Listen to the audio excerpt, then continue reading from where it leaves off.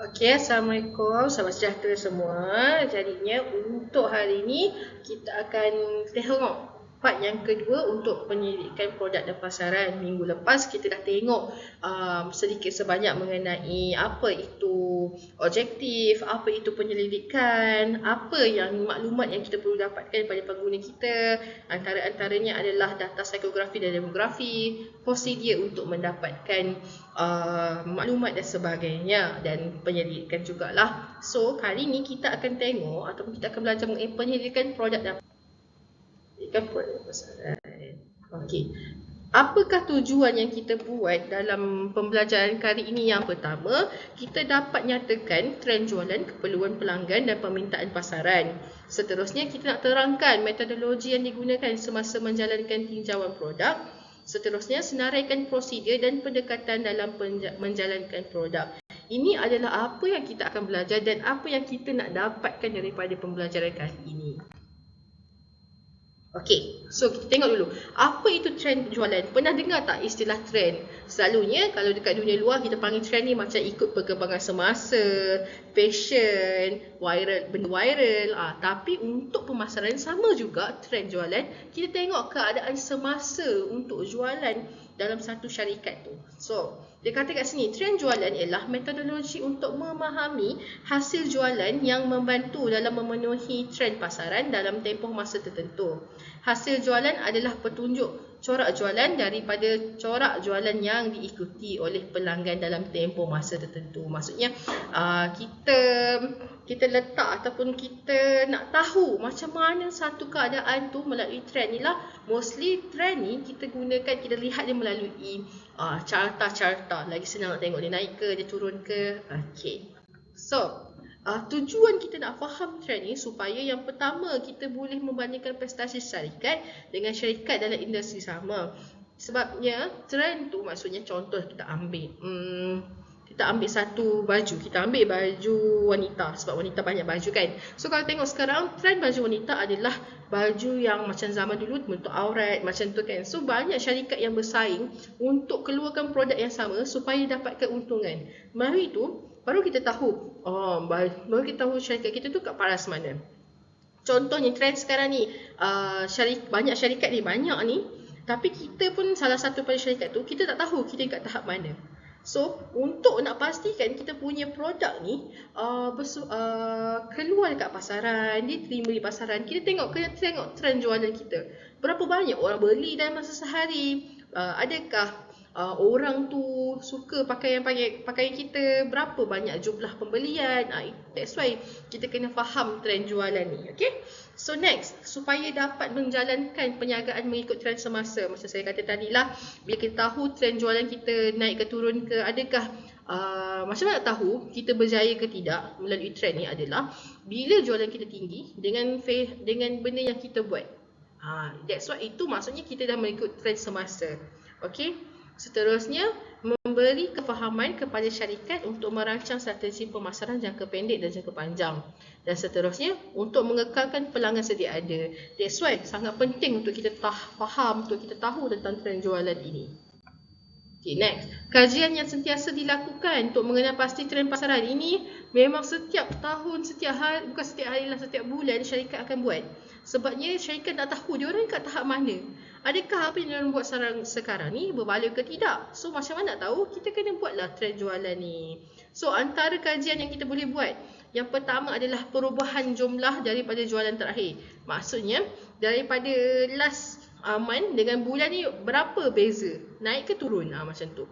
Segmen pelanggan dengan kadar pertumbuhan tertinggi, kita bandingkan segmen pelanggan kita tu, maksudnya siapa orang yang kita jual dengan kadar pertumbuhan dia, berapa orang yang meningkat, ada tak pelanggan baru, macam tu. Seterusnya, segmen pelanggan dengan hasil tertinggi, segmen pelanggan dengan kadar ulangan yang tertinggi, dan lamaran jualan.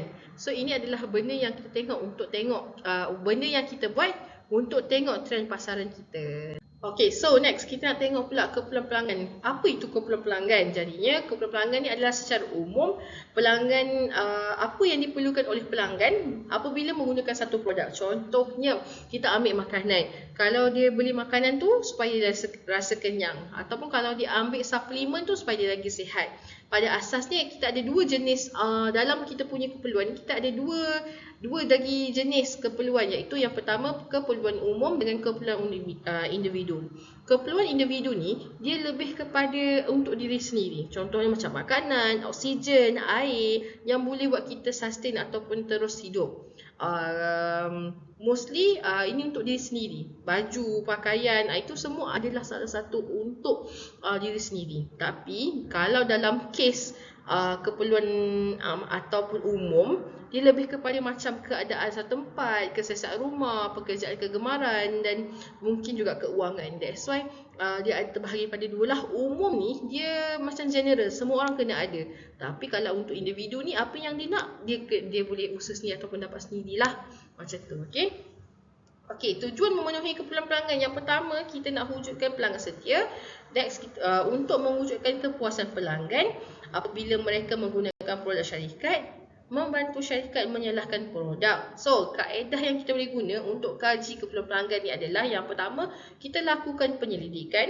Kedua, soal selidik dan akhir sekali temu duga. Ini adalah yang kita boleh guna apabila kita nak buat keperluan ataupun kaji keperluan pelanggan. So, tadi kita tengok keperluan pelanggan, kita tengok pula permintaan pasaran. Kenapa kita kena tahu semua ni? Sebabnya untuk tahu trend jualan tadi, kita kena familiar dengan terms, dengan apa nak kena buat dengan yang kita belajar tadi itulah. Contohnya keperluan pelanggan, dan sekarang ni kita nak tengok pula permintaan pasaran. So, apa itu permintaan pasaran? Permintaan pasaran, dia terangkan permintaan untuk produk tertentu dan siapa yang ingin membelinya.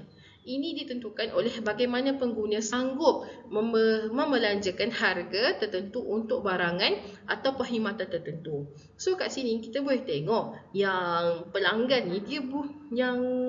ni kalau dia suka dia minta lagi. So kita boleh tahu, katakanlah macam ni. Contohnya macam sambal nyet tu. Tahu tak sambal nyet kan raming tu kan? So sambal nyet tu dia mula-mula biasa je, dah lama. Oh sedap semua. Dan bila dia publish dia habis. Itu adalah salah satu permintaan pasaran. Dan orang kata kenapa buat sikit sangat? Buatlah lebih lagi. Itu kita dah tahu dah, oh ada permintaan daripada pelanggan-pelanggan.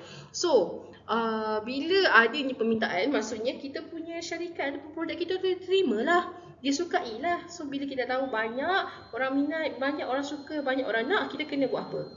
Kita kenalah penuhi permintaan diorang. Dia kata banyakkan lagi, kita banyakkan. Okey, macam itulah lebih kurang. Okey. So, tujuan untuk memenuhi permintaan pasaran ni adalah yang pertama, supaya kita boleh bantu syarikat produk apa yang akan membawa keuntungan. Seterusnya, boleh membawa keuntungan kepada syarikat. Dan akhir sekali, mampu memenuhi keperluan pelanggan. That's why bila permintaan pelanggan ni kita penuhi, insyaAllah kita punya syarikat ataupun produk kita pun lagi terkenal, lagi dapat banyak keuntungan. Okay? Next. Okey, sekarang ni bila kita dah ada data-data, kita nak tahu pelanggan kita apa rasa semua tu kan. So, macam mana kita nak tahu data tadi tu digunakan, macam mana kita tahu dia valid, sesuai digunakan adalah bila kita bahagikan data kita. So, data kita terbahagi kepada dua, iaitu kualitatif dan data kuantitatif. So, bila tadi kan kita dah buat penyelidikan pasal keperluan, pasal permintaan pasaran, pasal trend jualan, data-data tu semua ataupun kertas-kertas tu kita nak cerap ataupun kita nak simplify sekali lagi supaya benda tu senang nak baca. Jadinya sebelum kita nak simplify dan sebelum tu, kita kena pasti sama ada data kita tu kualitatif ataupun kuantitatif. So, untuk lebih faham, kualitatif ni adalah data yang bukan statistik, yang bukan nombor, tak berstruktur ataupun dia separa struktur.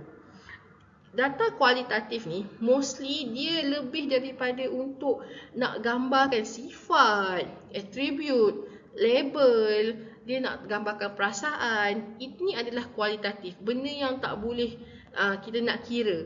banyak sangat. Kalau boleh kira dia bukan kualitatif dah, jadi kuantitatif. Okey. So antara data kualitatif kita boleh jana dekat mana? Yang pertama kita boleh jana teks dan dokumen, rakaman audio dan video, transkrip temu bual dan kumpulan fokus, pemerhatian dan catatan. Maksudnya kita tak boleh nak cakap, katalah kita perhatikan kadar pembelian dekat Maidin. Kita tengok berapa orang kan dia beli macam mana, tapi kita tak boleh nak keluarkan nombor spesifik sebabnya ramai, banyak sangat dan lain-lain dia punya ragam. That's why bila pemerhatian ni dia masuk dekat bahagian kualitatif. Tapi untuk kuantitatif ni pula dia bertentangan dengan kuali tadi. Kualitatif 100% berdasarkan bukan statistik yang kita lihat daripada mata kita. Tapi untuk kuantitatif ni dia ada statistik dan biasanya berstruktur. Maksudnya dia ada ikut turutan dia. First nak buat apa, second nak buat apa, dan data dia lagi senang kita nak cerap. Contohnya lah, adakah anda menyukai produk berasaskan tenusu, ya atau tidak? Berapa orang cakap ya, berapa orang cakap tidak? Itu adalah data kuantitatif yang kita boleh tengok, kita boleh kira. Antara pula. So, macam mana kita nak jana data kuantitatif ni? Yang pertama kita boleh gunakan ujian, eksperimen, tinjauan, laporan pasaran dan metrik. So, jangan confuse antara kualitatif dengan kuantitatif. Kena ingat, bila kualitatif bermaksud susah nak kira. Contohnya macam kuali mak kita kat rumah. Banyak sangat kuali sampai kan kadang-kadang kita tak tahu ni kuali yang mana. Tapi kuantitatif ni senang. Kita nak kena dia ada nombor, dia berstruktur dan dia mudah untuk kita nak cerap. Okay? So, next kita tengok pula metodologi penyelidikan. Jadi, menurut Hornby 1985, metodologi ialah satu set kaedah yang digunakan untuk menjalankan penyelidikan ke atas subjek kajian tertentu. Oleh itu, pembahagian ini membincangkan reka bentuk kajian, instrumen kajian dan prosedur untuk proses menganalisis data yang menjawab persoalan kajian ditemui. Bermaksud dalam ni, metodologi ni boleh bayangkan dia kaedah. Maksudnya macam mana kita nak buat penyelidikan tu. Penyelidikan ni banyak tau. Dia bukan kadang-kadang kalau dalam bidang pemasaran ni kita ada soal sidik, kita ada bagi soal sidik dan sebagainya. Dalam penyelidikan lain pula adalah pemerhatian dan sebagainya. Banyak sangat dalam terms kaedah penyelidikan ataupun metodologi penyelidikan. So, antara jenis-jenis metodologi penyelidikan yang kita boleh jalankan, yang pertama kita ada kajian dalam talian. Maksudnya online survey lah, kita tanya set online. Next, soal selidik, kita tanya depan-depan, soalan-soal sidik. Next, sesi temu duga dan akhir sekali pemerhatian kumpulan. Ini adalah jenis-jenis metodologi yang kita boleh jalankan untuk dapatkan trend jualan ke, kita dapatkan macam-macam boleh guna ni lah antaranya.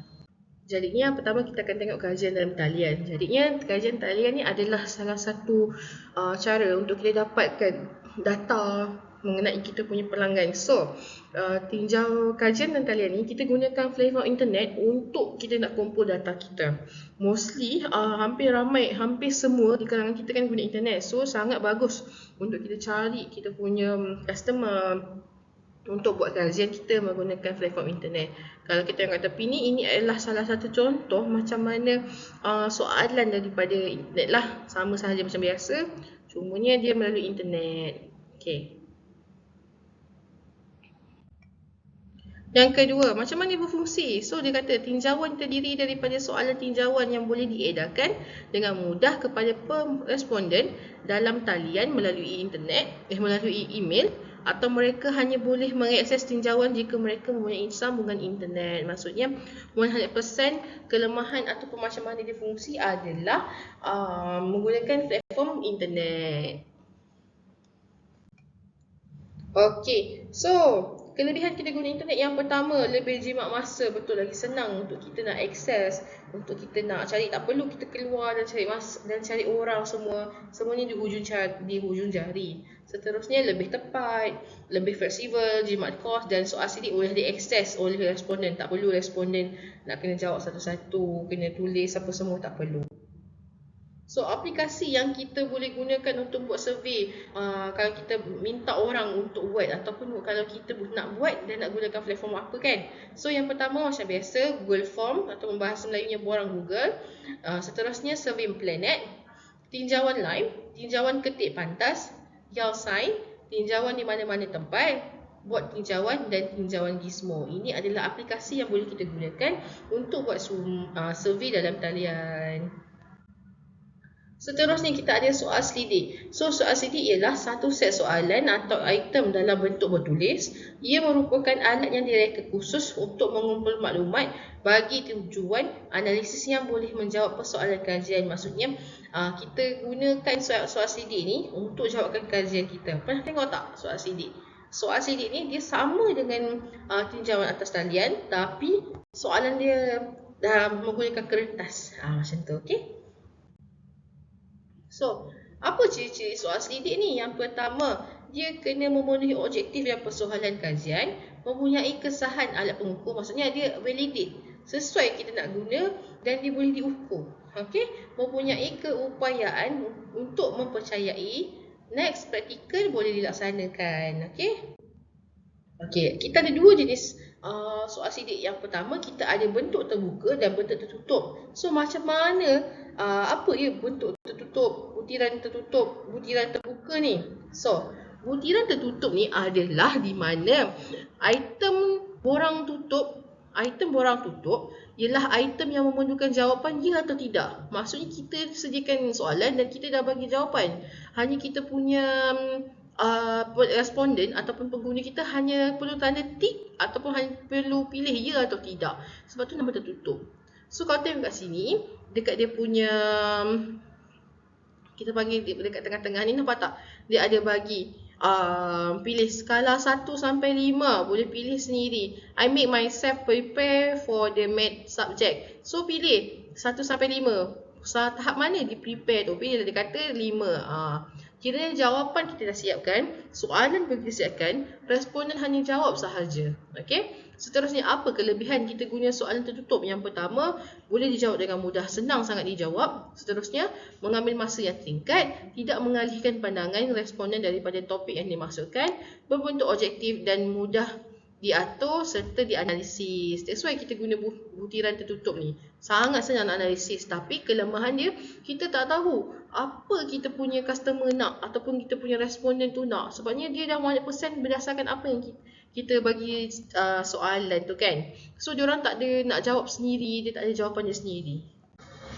So butiran bentuk terbuka di mana bentuk terbuka ni dia memerlukan jawapan bebas daripada responden. Tiada petunjuk yang diberikan. Butiran ini bertujuan untuk mendapatkan jawapan yang lebih mendalam termasuk motif tersembunyi di setiap sikap, minat, kecenderungan dan cadangan responden.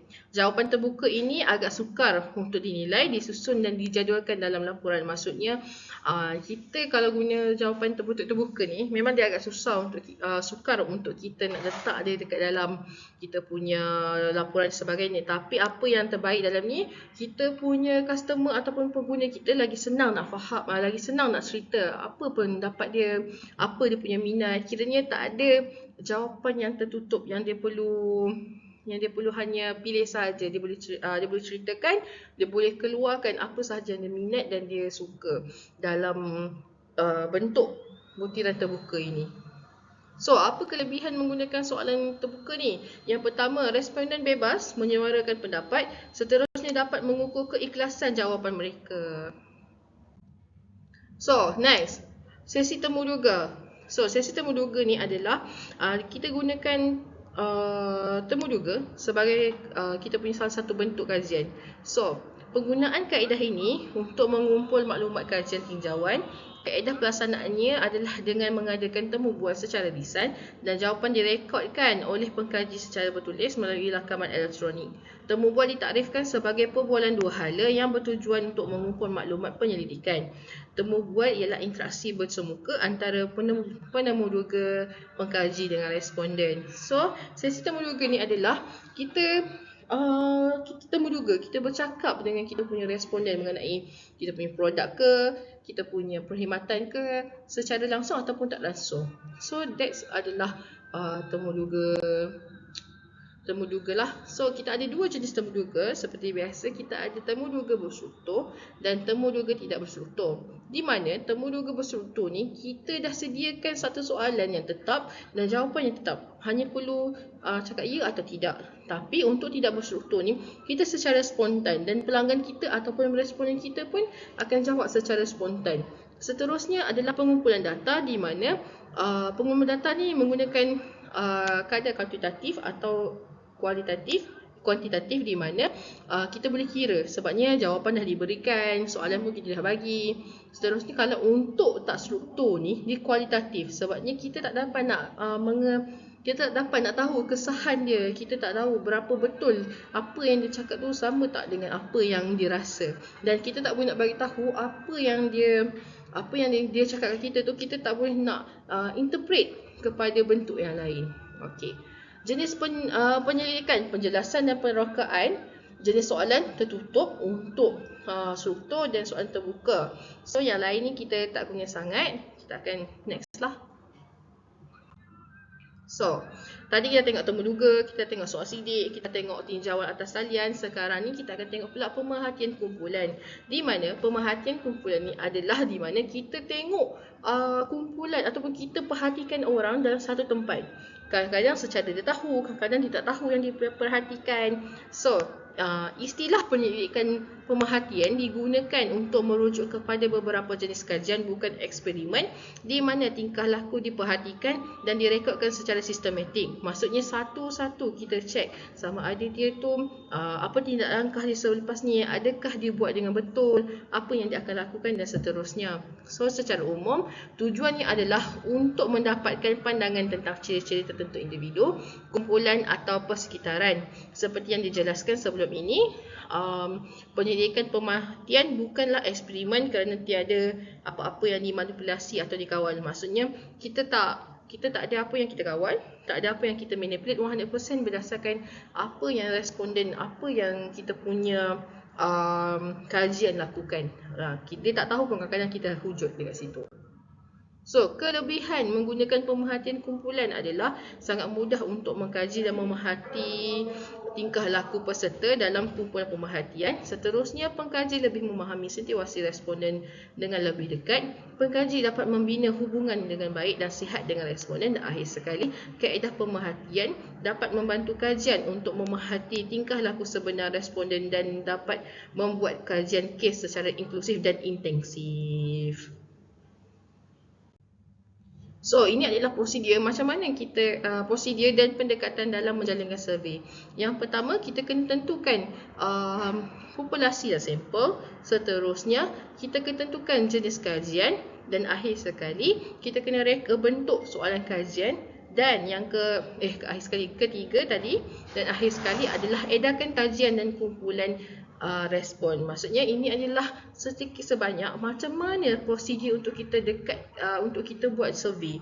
Berdasarkan apa yang kita belajar tadi, kita boleh gunakan balik dia punya contoh soalan, jenis kajian, pemerhatian dan sebagainya untuk kita implement bagaimana untuk dapatkan data-data pengguna, untuk dapatkan pandangan pengguna ataupun pandangan responden tentang produk kita dengan menjalankan pemerhatian atau penyelidikan ni lah.